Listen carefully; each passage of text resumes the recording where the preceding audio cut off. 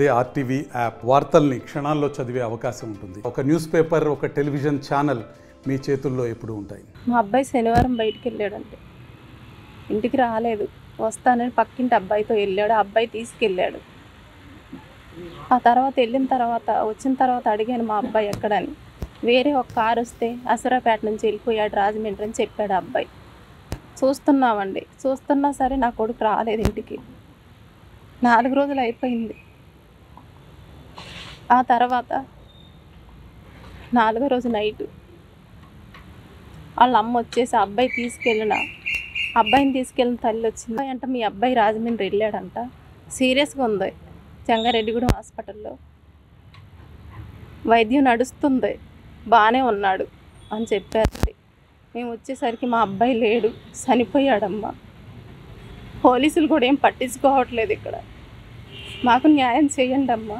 నా పేరు వెంకటేశ్వరరావు, సరిపల్లి వెంకటేశ్వరరావు. మాది వెలేరుపాడు గ్రామం. నేను వెలేరుపాడు గ్రామంలో గత 20 సంవత్సరాలుగా ఆర్ఎంపీగా వైద్యం చేస్తున్నాను. అయితే గత 23వ తారీఖున మా బాబు అభినవ్ కుమార్ అనే మా బాబు బయటికి వెళ్ళాడు. మేకల మురళి అనే కుర్రాడితో అశ్వరావుపేట వెళ్ళాడు.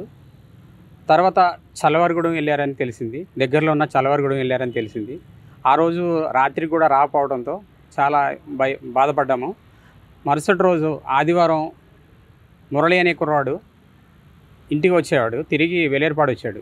ఆ తర్వాత తను అడగగా, మా అబ్బాయి అని అడగగా తను చెప్పిన సమాధానం ఏంటంటే, మీ అబ్బాయి రాజమండ్రి వెళ్ళాడు, ఎవరో అన్నయ్య అంట కారులో వెళ్ళాడు అని చెప్పాడు. కారులో వెళ్ళడం ఏంటి, రాత్రి మీరిద్దరూ చలవరగూడెం ఉన్నారుగా అని అడగగా, లేదు రాత్రి అయితే ఉన్నాము చలవరగూడెనా, ఉదయం మధ్యాహ్నం టైంలో మేము అశ్వరావుపేట తిరిగి వచ్చాము చలవరగూడెం నుంచి, అక్కడ మా అన్నయ్య కారు ఉన్నది, నేను రాజమండ్రి వెళ్తున్నాను అని చెప్పేసి తను రాజమండ్రి వెళ్ళాడని చెప్పడం జరిగింది మురళి అనే కుర్రాడు. అది జరిగింది. మరుసటి రోజు వస్తాడని చెప్పాడు మురళి అనే కుర్రాడు. మరుసటి రోజు మా అబ్బాయి అభినవ్ కుమార్ మా ఇంటికి రాలేదు. మళ్ళీ మరుసటి రోజు అడగగా వస్తా అన్నాడు, నాకు తెలియదు, తన దగ్గర ఫోన్ లేదు కదా, ఆ కారు అన్నయ్య ఎవరో నాకు తెలియదు అన్నారు. కారు అన్నయ్య ఎవరో తెలియదు అన్నప్పుడు, తెలియకుండా నువ్వు చూసావు కదా అని అడిగితే తను నాకు తెలియదు అని చెప్తూ వచ్చాడు. అట్లా 2 రోజులు గడిచిపోయింది. 3వ రోజు కూడా అడిగాము సోమవారం. అడగగా నేను ఇన్స్టాగ్రామ్లో మాట్లాడాను, తిరిగి వస్తా అన్నాడు, రాత్రికి వస్తాడు అని చెప్పారు. అది ఆదివారం అయిపోయిన తర్వాత మళ్ళీ సోమవారం చెప్పి వస్తాడు అని చెప్పారు. సోమవారం ఈవినింగ్ మాట్లాడాము, 5 గంటలకి సాయంత్రం మాట్లాడితే దేవరపల్లిలో ఉన్నాడు, రాత్రికల్లా వస్తాను నేను అని మీ అబ్బాయి చెప్పాడని చెప్పారు. ఆ తర్వాత ఆ రాత్రి అంతా రాలేదు.